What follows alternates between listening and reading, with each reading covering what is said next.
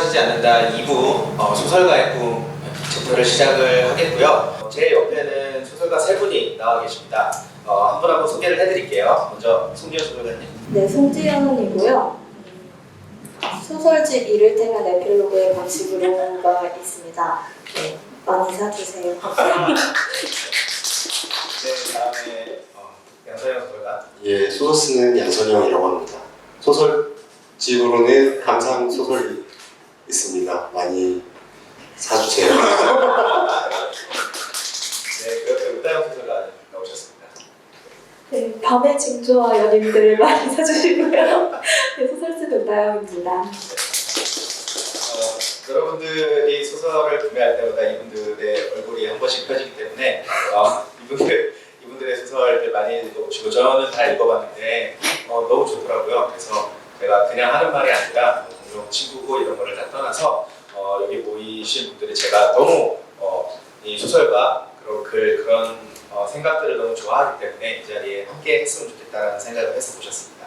그래서 2부 순서로 처음에 송지연 소설가님의 글을 한번 읽어볼 텐데요. 제가 최초의 꿈이라는 얘기를 주제를 드렸을 때 송지연 소설가님이 좀 난감해하는 그런 부분이 좀 있었던 것 같아요. 그래가지고 그걸 좀 어떻게 풀어냈나 저도 굉장히 궁금했었는데 송지연 소설가님의 입으로 한번 듣도록 하겠습니다. 지나고 나면 둘이 꾼 꿈. 거의 매일같이 꿈을 꾼다. 오늘은 크루즈 여행을 하는 꿈을 꿨다. 크루즈 여행이라는 단어는 분명 고급스러워 보이는데 꿈의 내용은 전혀 그러지 못했다. 일단 나는 엄마와 M과 함께 크루즈를 타고 있었다. 여행이 길어지자 크루즈 내에서는 매일같이 파티가 열렸고 엄마는 마약에 중독되어 버렸다.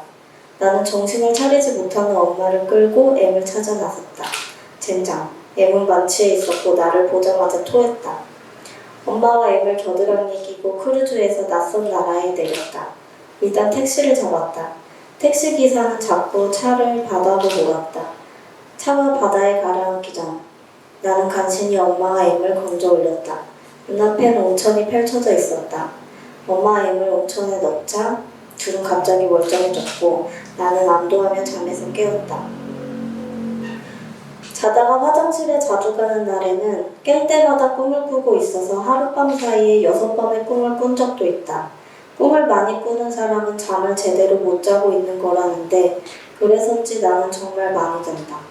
하루에 20시간을 잔 적도 있다. 20시간씩 거의 한 달을 내리지 않다. 그때 어떻게 지냈는지는 거의 기억나지 않는다. 수많은 꿈들도 당연히 모두 기억나지 않는다. 꿈은 쉽게 해갈되는 것. 근사한 기억들처럼 아무리 생생했던 꿈이라도 단순한 이미지로만 남게 되는 순간이 온다. 그러니까 사실 나는 최초의 꿈이 무엇인지 모르겠다. 자면서 꾸는 꿈 외에 실현하고 싶은 꿈조차도 매일 바뀌는 사람이 나다. 근데 다른 사람들은 그걸 기억하고 있나? 나는 나의 작디 작은 표본 집단에게 내가 받은 이 질문을 들려주었다. 너 최초의 꿈이 뭔지 기억나? 그러자 친구가 대답했다. 저번에 말해줬잖아. 언제? 설마 저번에 우리 술 마셨을 때? 뭐야 왜 이래? 나 그날 필름 끊겼어. 어쨌든 내가 물어본 사람들은 모두 최초의 꿈을 기억하고 있었다. 사람들 기억력이 이렇게 좋을 수가. 나의 경우 최초의 꿈이라기보다는 몇 번이고 반복해서 꾸었던 꿈이 있다. 어릴 때는 자주 꾸다가 중학생 때부터 드물게 꾸기 시작해서 성인이 되고 나서는 한 번도 꾸지 않은 꿈이다. 내용은 이렇다. 엄마가 사라진다.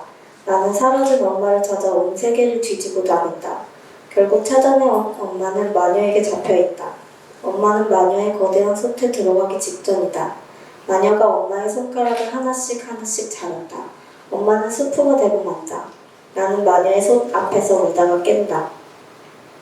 자꾸 같은 꿈을 꾼다고 엄마에게 이야기한 적이 있다. 엄마는 별거 아니라는 듯 나도 어릴 적엔 엄마가 잡혀가거나 하는 꿈 많이 꿨어 라고 대꾸했다. 그러고 보니 친구들이 말해준 최초의 꿈들도 모두 가족과 관련이 있는 꿈이다. 친구 하나는 어릴 적에 부모님이 공장을 운영하셨는데 프레스기에 손이 찍히는 꿈을 자주 꿨다고 한다. 또 다른 한 명은 온 가족이 삼촌의 엘란트라를 타고 자꾸 절벽으로 떨어지는 꿈이 최초의 것이라고 했고 유년의 불안은 최초의 꿈으로 남았다. 근데 그게 최초가 맞을까? 아니, 절대로 최초일 리가 없어. 우리는 술을 마시며 그런 대화를 나눴다.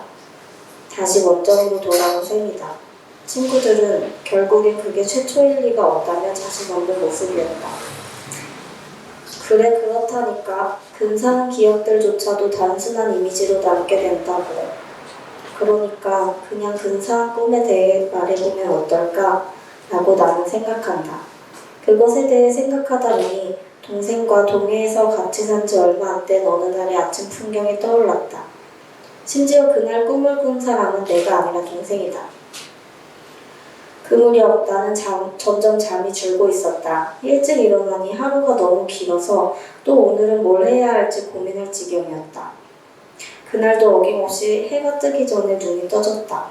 아직 자고 있는 동생 옆에서 휴대폰을 보며 뒹굴거리는데 동생이 잠든 채로 이상한 소리를 내기 시작했다. 처음엔 좀 무서웠다. 나는 어둠 속에서 동생의 얼굴을 자세히 들여보았다. 동생은 희미하게 웃고 있었다. 묘하게 웃음을 참고 있는 것 같기도 했다. 그 모습을 계속 보자니 무슨 꿈을 꾸는지 궁금해서 견딜 수가 없었다. 나는 결국 동생을 흔들어 깨웠다. 제발 무슨 꿈 꾸고 있는지 말해줘. 동생은 내 질문을 들은 것 같았지만 꿈속에서 빠져나오는데 시간이 걸리는 듯했다. 마치 비행기가 천천히 착륙을 하듯 동생은 천천히 깨어났다. 그리고 현실의 의식이 닿을수록 점점 크게 웃어대기 시작했다. 그 모습을 바라보다 무슨 꿈인지 듣지도 않았는데 나도 웃음이 터져버렸다. 그렇게 우리는 바닥을 뒹굴면서 숨도 못 쉬고 웃었다. 동생은 웃느라 꿈 얘기는커녕 아무 단어조차 내뱉지 못했고 어느새 해가 떠서 방 안은 환했고 고양이들만 멀찍이서 우리를 바라볼 뿐이었다. 그렇게 한바탕 웃고 나서야 동생이 겨우 꿈 얘기를 해줬다. 꿈의 특성상 개연성이 하나도 없었고 별로 웃긴 내용도 아니었다. 그래도 우리는 계속 깔깔대며 웃었다. 그냥 웃고 있는 것 자체가 웃겼다. 세상에서 할 수 있는 일이 오직 웃는 것밖에 없는 것 같았다. 우리는 일어난 김에 아침을 차려 먹었다. 밥을 먹으면서도 웃고 설거지를 하면서도 웃었다. 우리는 동해에서 돌아온 지금까지도 그날의 이야기를 하면 무조건적으로 웃는다. 사실 방금도 동생에게 그 꿈을 꾼 날에 대해 쓰고 있다고 얘기했더니 미친 듯이 크크크크를 찍은 답장이 왔다. 그날의 꿈은 3가지 기억날 정도인데 그 꿈을 꾼 사람이 내가 아니라는 게, 그날의 기억은 언제든 우리를 웃게 하는데 우리 외에는 그 누구도 함께 웃을 수 없다는 게, 그래도 그런 근사한 기억을 우리가 나눠 가져서 언제고 웃을 수 있다는 게 최초는 아니어도 참 근사한 꿈이었어, 주연아. 네, 박수 한번 부탁드리겠습니다. 이건 개인적으로 궁금한 건데요. 이거는 언제 쓰신 건가요? 마감 이틀 전에. 왜 제가 그게 궁금했냐면은 불현듯이 떠올랐던 어떤 기억들이라는 생각이 들어서 그 기억들을 이렇게 조합을 하니까 이렇게 재밌고 좀 뒤죽박죽 되어 있는 것 같으면서도 그렇지 않은 그런 재밌는 글들이 나왔다고 생각이 들어서 제가 좀 한번 궁금해서 여쭤봤고요. 양선영 소설가는 이 글을 보고선 어떻게 생각을 하는지 좀 알고 싶습니다. 저는 이 글을 어제 처음 읽었는데요.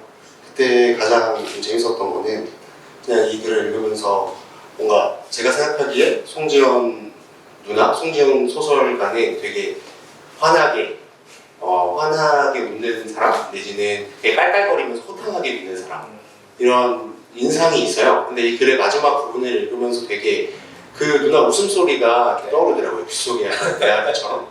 그래서 그 부분이 또 재밌었던 것 같아요. 제 생각에는 여기서 꿈이란 뭔가 꿈의 내용 자체가 아니라 그냥 그 꿈을 함께 꿨던 혹은 함께 웃음을 공유했던 그 시간 자체가 그냥 어떤 추억으로서의 꿈처럼 여겨져서 그 부분도 되게 재밌었고, 진짜 정말 어떤 제 삶에서도 어떤 그런 이런 근사한 순간들이 있지 않나 라고 한 생각을 하게 됐던 것 같습니다.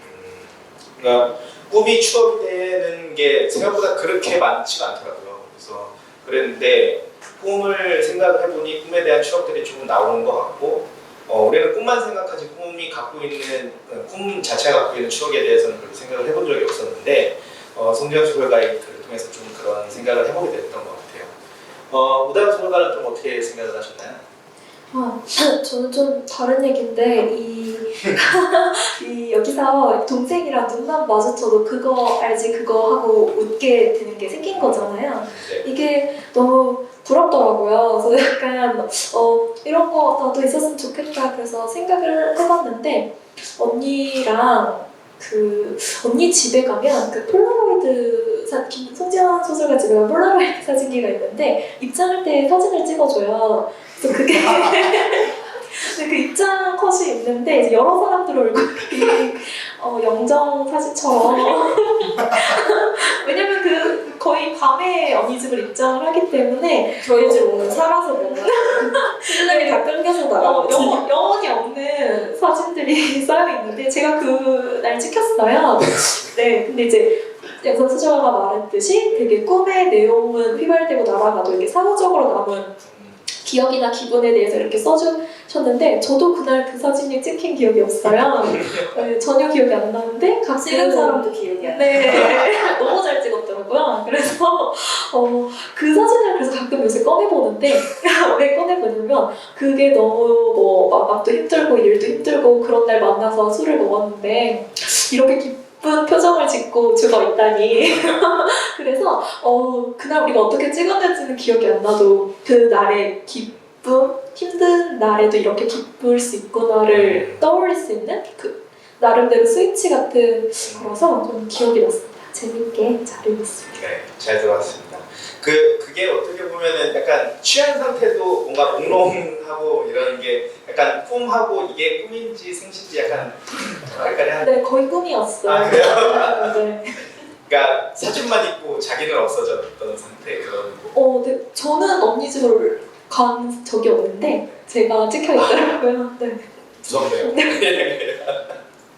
네, 잘 들어봤습니다. 그러면은 다음 양서영 소설가의 작품을 한번 들어보도록 하겠습니다.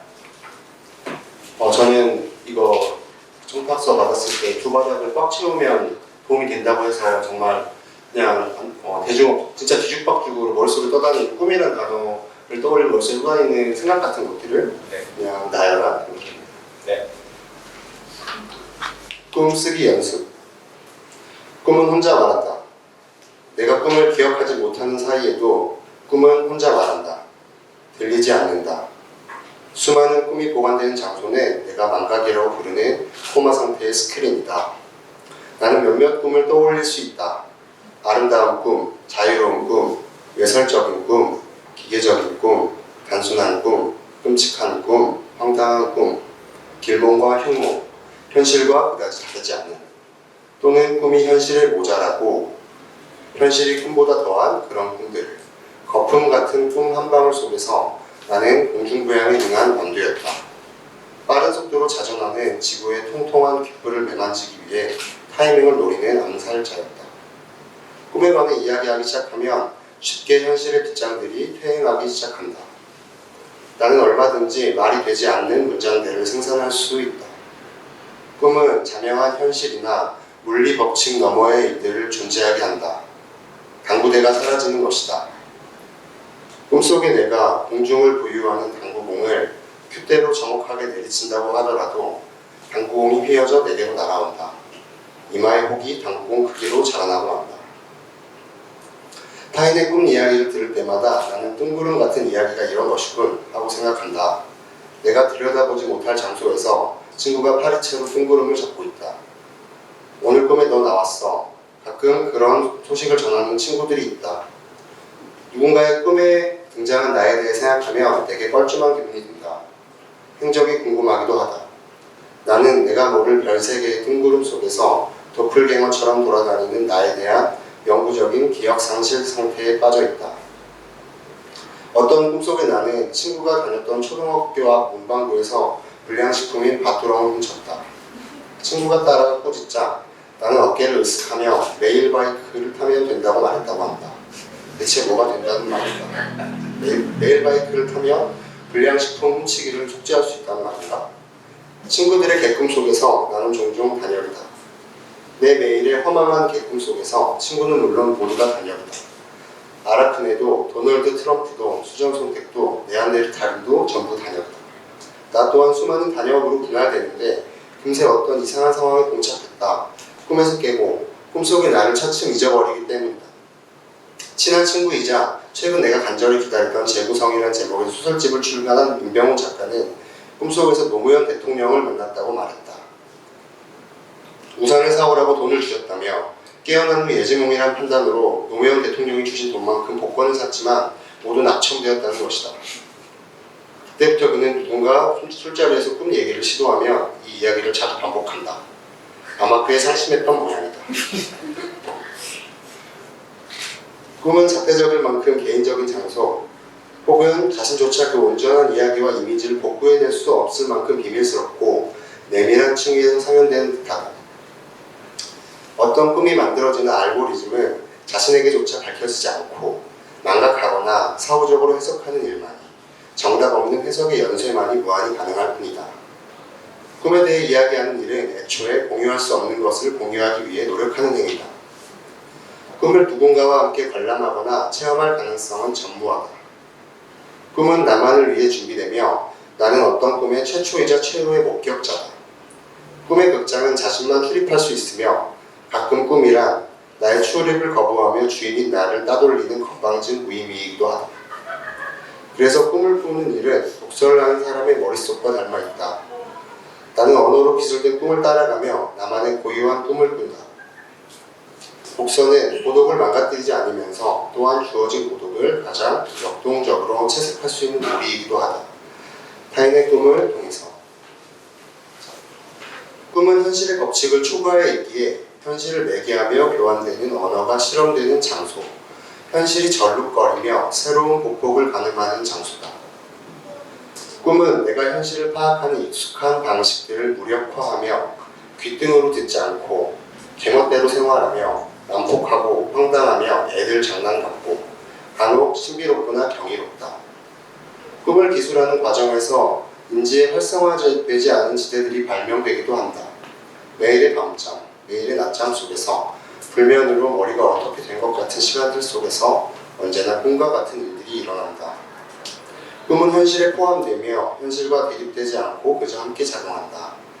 꿈쓰기를 연습하는 일은 많은 경우 꿈을 에워싼 뜬구름을 걷어내는 과정일 것이다. 공유할 수 없는 꿈을 의사적으로나마 공유할 수 있게끔 잘 묘사하기. 그러나 꿈쓰기는 현실의 뜬구름을 덧붙이는 일이 될 수도 있다. 꿈을 통해 현실을 수정하기. 내게 꿈을 옮겨 적는 일이란 꿈을 발생시키는 일과 동일하게 여겨진다. 나는 꿈을 쓰면서 꿈을 생산한다.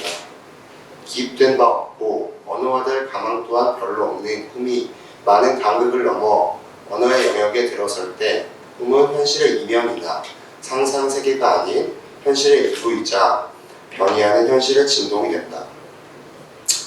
사족이지만 네이버 블로그를 운영하던 청소년 시절 나는 가끔 게시판에 꿈의 일기를 적었다. 기억력의 부족과 기교의 모자람과 채 20명이 되지 않던 블로그 이웃들을 향한 자기 과시 또는 자의식 과잉으로 인해 나는 종종 진짜 꿈에 거짓말로 지어낸 이야기를 추가해 삽입했다. 지금 그 글을 열람하면 뭐가 진짜 꿈이고 뭐가 가짜 꿈인지 구분할 수 없다. 내가 꿈과 거짓말을 뒤섞어 진짜 꿈만 못한 뭔가를 기록하고 있었다는 사실만이 선명하게 기억날 뿐이다. 맞춤법과 띄어쓰기가 어긋냈고 재미가 없으며 내용이 기이해 읽어줄 수 없을 정도지만 어쨌든 읽으면 좋은 추억이 된다. 그리고 좋은 추억들만이 삶을 견디게 한다. 시간을 감지하게 한다. 주제를 갖고 곰곰이 떠올리니 최초의 꿈에 어울리는 꿈이 둘 있다. 하나는 내용이 징그러워 낭독 테스트에는 어울리지 않는 듯하고 나머지 하나는 재미도 의미도 없는 꿈이지만 재미도 의미도 없다는 것이야말로 꿈의 본질적인 속성이기도 하다. 당시의 기억이 대부분 휘발되었음에도 불구하고 이 꿈의 이미지가 뇌리에 각인되어 있다는 사실이 새삼 신기하다.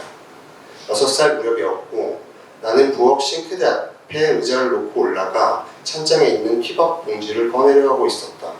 휘밥 봉지는 새 것이었으며 가득한 휘밥으로 부풀어 있었다. 내가 봉지를 거머쥐려는 찰나 티밥 봉지가 스스로 일어나 현관박스를 향해 달아나기 시작했다. 길쭉한 봉지에서 팔과 다리가 나왔다. 신이 나서 뛰어가는 꼴이 어이가 없었으며 나는 도주하는 티밥 봉지를 뒤쫓아 현관 복도를 내달렸다. 쓰는 와중의 생각이지만 정말 내가 이 꿈에 대해 서술하는 날이 있으리라고는 예상치 못했다. 조금 감격스럽기도 한데 나는 이 개꿈을 20회 이상 간직했기 때문이다. 얄미운 티밥 봉지의 뒷모습, 나를 희롱하듯 빠르게 엉덩이를 실룩거리며 뛰어가는 티밥을 따라잡지 못하는 나의 망연자실한 감정 같은 걸 아직도 잊지 못하고 있는 나가 꿈 이상으로 수수께끼 같다. 나는 티밥을 쫓다 걸음을 멈췄는데 헐떡거리며 티밥을 쫓는 이 상황 자체가 꿈의 불가함을 자각했기 때문이다. 이건 꿈이야. 안 따라가도 돼. 잠에서 깨면 찬장에 발이 달리지 않는 티밥이 그대로 있을 거야. 이 꿈은 내가 꾼 최초의 자각몽이었던 셈이다. 티밥 봉지는 자신이 헛것이라는 사실을 아는지 모르는지 그저 골목 저편으로 멀어지고 있었다. 깔깔 웃으며. 네, 박수 한번 부탁드릴게요. 마지막 티밥 얘기가 너무 재밌는데 티밥이 어떻게 팔다리가 다니고 어떤 모습인가요 도대체? 티밥 이렇게 봉지에 들쭉하잖아요. 거기 팔이 나오고 다리가 많이 티밥이 이렇게 길쭉한데 그 티밥에서 팔이 이렇게 나오고 다리가 이렇게 나오고 입이 이렇게 찢어져 있는 티밥이요? 티밥 그 봉지 봉지에 약간 인형 약간처럼 네. 그런 이미지였던 것 같아요. 네, 독특한 이미지고요. 여기에 그 마지막에 보면은 내용이 징그러워서 낭독용으로 좀 안 좋다, 어울리지 않는 듯하다는 게 하나가 더 있었다는데 그거는 나중에 차후에 다른 시간에 들을 수 있으면 들어보도록 하는 걸로 예. 이렇게 했으면 좋겠습니다. 송재현 소설가는 어떻게 읽으셨어요? 일단은 먹을 게 불량식품이랑 티밥이 나오니까 혹시 좋아하시는지 궁금해요. 어릴 때는 뭔가 그런 것 같아요. 아까 송재 소설가 그래도 뭔가를 막 따라가잖아요. 따라가는데 잡지 못하고 뭐 이런 모티브의 꿈들이 많잖아요. 이 꿈도 약간 그런 모티브였는데 이제 저는 티밥이었던 것 같아요.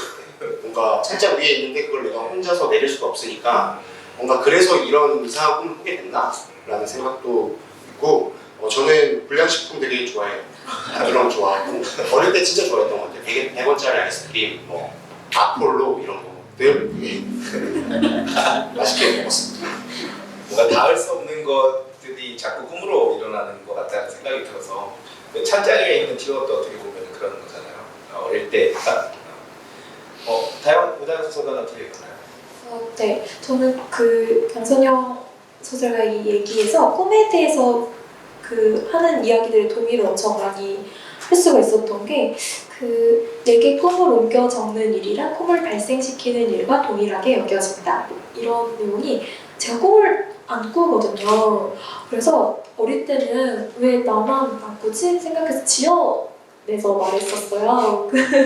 그래서 이제 소설 쓰기가 비슷하다는 내용도 거의 그런 맥락이었어서 사실 양선영 소설가가 자각몽에 대한 얘기까지 했는데 굉장히 꿈의 능력자신 거거든요. 그래서 질문이 이렇게 꿈을 잘 꾸시는 팁이 있다면 저는 근데 꿈을 그렇게 막 엄청 다채롭게 꾸지는 않는 것 같고 가끔씩 충격적인 꿈은 하나씩 있는 것 같은데 예, 막 이렇게 징그럽거나 뭔가 저는 안 되는데 이런 꿈이 있는 것 같은데 이렇게 꿈이 다채롭지 않고 저는 그냥 술을 만약에 마시면 그게 이어져요. 꿈이 자주. 그러니까 술자리에 돌아와 집에 자면 그 술자리 꿈에서 그 술자리가 나오기도 하고 다시 뭐 이렇게 이어지기도 하고 뭐 약간 그런다고 해요. 그 자각몽에 대해서는 뭔가 찾아봤는데 꿈에서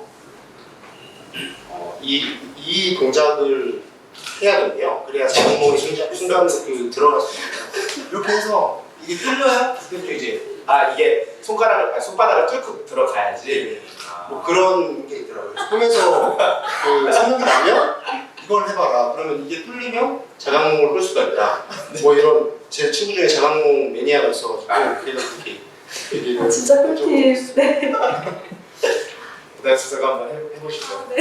잘 때. 네, 잘 들어봤습니다. 다음은 우다영 소설가의 소설을 소설이죠. 네, 소설. 꿈에 대한 소설을 한번 들어보도록 하겠습니다. 하겠습니다. 네, 저도 그 2페이지 이상 꽉 채워주시면 좋겠다고 해서 길게 네. 썼는데 네. 빠르게 읽어보겠습니다. 네. 17각형을 그리는 방법. 태풍 속에 갇혀 7시간이나 이륙하지 못했던 비행기는 대기권을 벗어나자 고요한 밤속에 떠 있었다. 창 밖으로 거의 비슷한 깊이의 어둠이 가늠할 수 없는 속도로 끝없이 펼쳐졌기 때문에 나와 남자친구는 여전히 어딘가에 고립된 기분을 느끼며 아무것도 알 수 없는 어둠을 조용히 바라봤다. 그때 갑자기 남자친구가 용에 대해 이야기했다. 용이 동물보다 식물에 가깝다고 알려준 사람은 아버지였어. 잠깐만, 용이라고? 꽤 낭만적인 분이셨거든. 남자친구는 순간 이전에 아버지에 대해 이야기할 때 결코 볼 수 없었던 부드럽고 슬픈 표정을 지었다.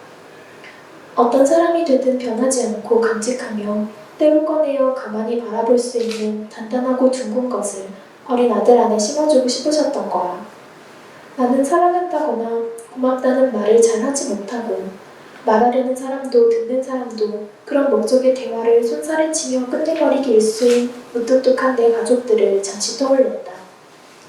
동시에 남자친구와 이런 쪽으로 내밀한 대화를 하는 건 처음이 아닌가 내심 생각했다. 우리가 가족이 된다면 어떨지, 그가 아이에게 다정한 이야기를 들려주는 남편이 된다면. 남자친구가 말했다. 밤이 깊어지면 아버지가 내 머리맡에 앉아 비밀 이야기라도 하는 용이랑 소곤거리는 거야. 야야 상수야, 잘 들어봐라. 용이라는 것은 하늘을 날고 불을 뿜는다고 대단한 게 아니다. 용이 진짜 비범해지는 것은 흙 아래서 성장하는 신비한 생명력 때문이지. 용은 새끼를 낳지도 않고 알을 낳지도 않는다. 그저 자기 비늘을 하나 툭 떼어 땅속에 심어둘 뿐이지. 그 비늘이 싹을 틔우고 뿌리를 내려 꽃을 피우면 한 마리 용이 흙을 털고 나와 그제야 하늘을 날고 불을 품는 게야. 뭐든 죽으면 땅에 묻혀 흙으로 돌아가기 마련인데 이 용이란 놈은 흙 속에서 다시 태어나 뻑뻑 기어 올라오는 존재지. 지금 이 땅 어디인가에도 용 비늘이 심어져 있을지 모를 일이야.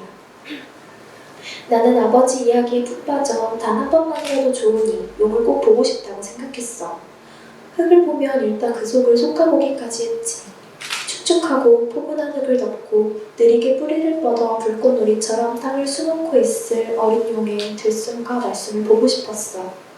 하지만 흙은 언제나 입자가 다른 자갈과 서늘한 수분과 썩어가는 무언가와 간혹 식물 씨앗이나 뱀, 곤충 등의 알을 끌어안고 있을 뿐 용 비늘은 어디에도 없었어. 더 이상 용을 찾지 않았어? 이젠 어디서도 용이 나오지 않는 세상이 되었으니까. 남자친구의 아버지는 가난한 집안의 셋째 아들로 태어나 자주 성가했다.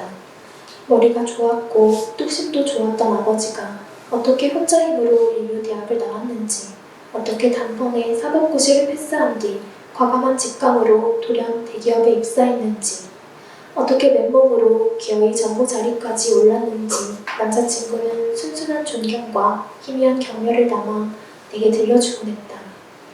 또 다른 이야기도 들려주었다. 원하던 대학에 가지 못하고 의미 없는 편입과 대학원 진학 끝에 나날이 나이만 먹다가 번번이 취업 문턱에서 미끄러지고 마는 아들을. 그러다 결국 이름도 모를 작은 유통회사에 들어가 새벽 출근과 야근을 밥 먹듯이 하는 아들을.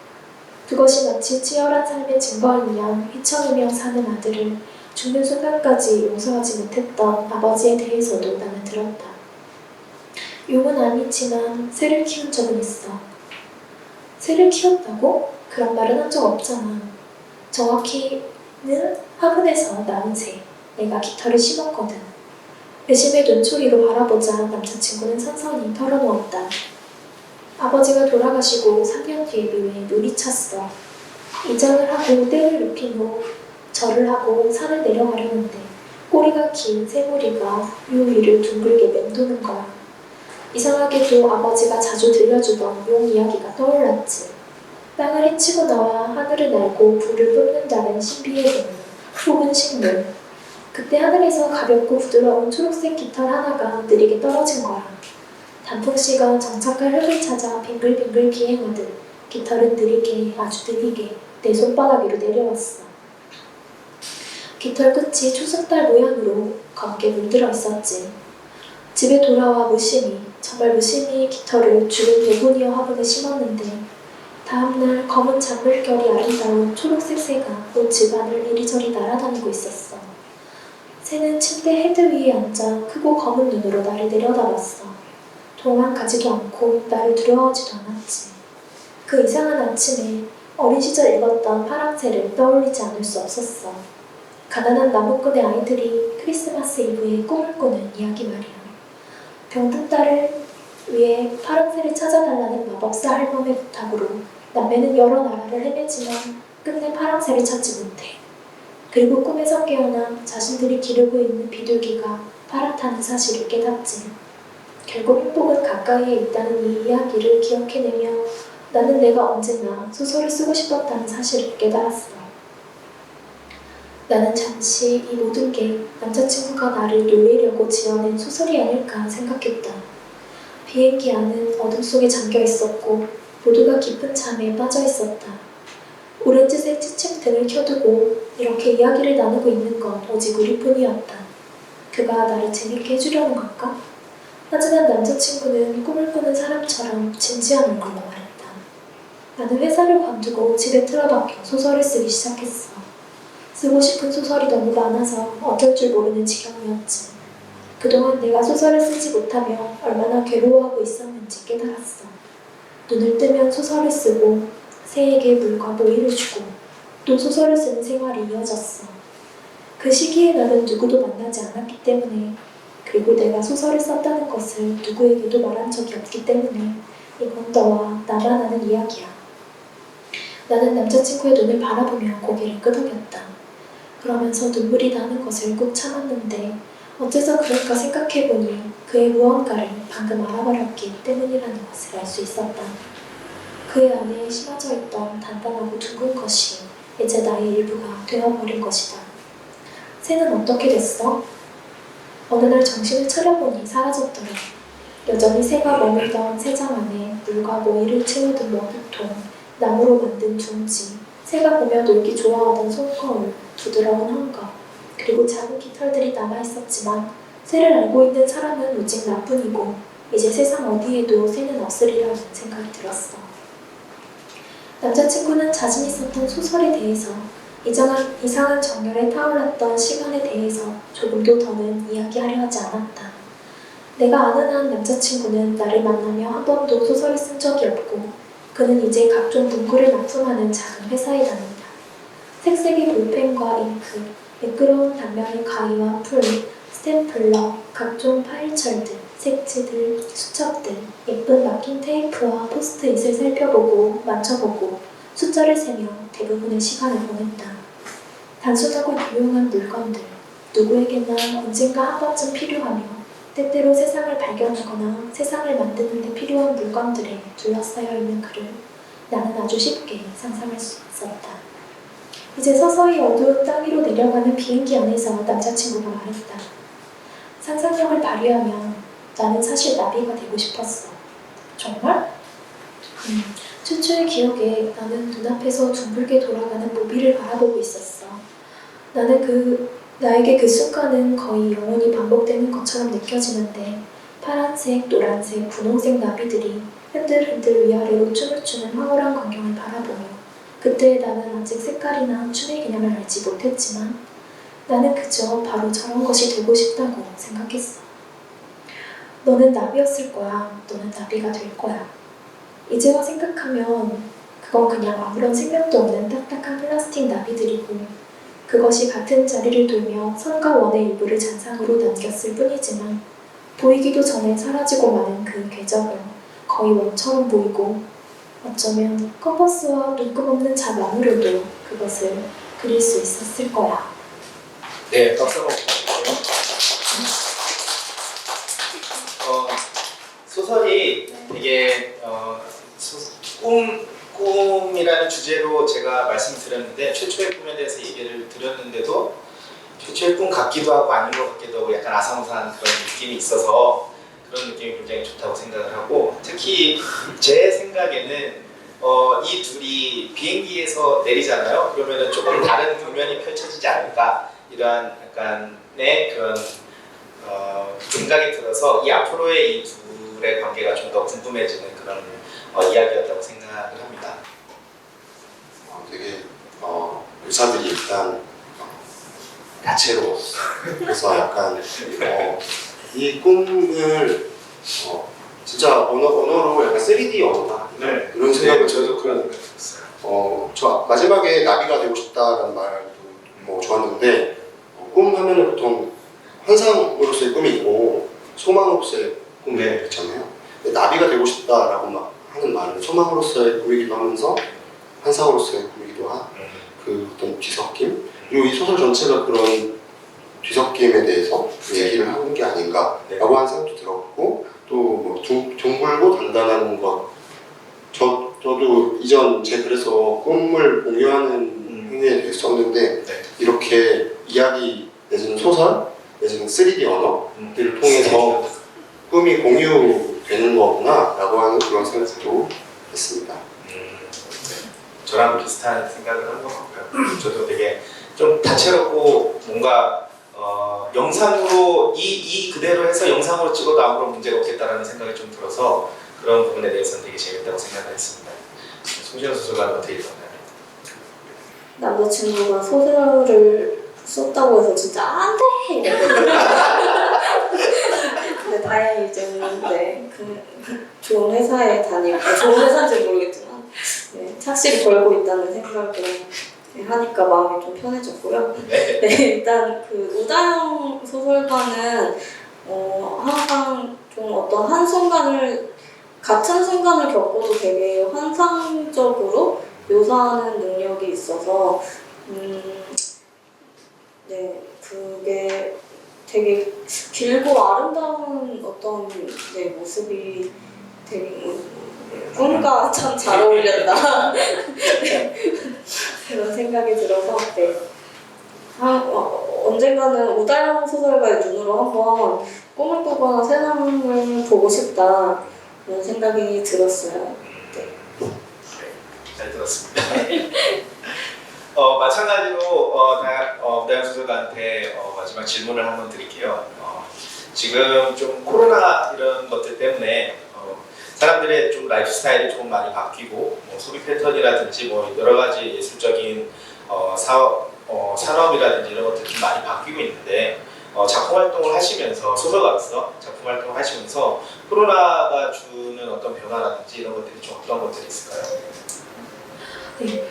그 작가들은 재택근무고 하기 때문에 코로나의 영향을 안 받아야 마는데 네, 제 생활은 안 바뀌는데 제가 바뀌었더라고요. 그래서 평소에도 그냥 집에서 쓰면 되고 지금도 집에서 쓰면 되지만 못 쓰는 저는 병에 걸렸다고 많이 표현하는데 네, 병에 걸린 것처럼 무기력해지더라고요. 그래서 왜 그럴까, 왜 그러지라고 생각을 많이 했었는데 약간 억지로 떼어놓은 거잖아요, 우리 모두를. 그렇죠. 네.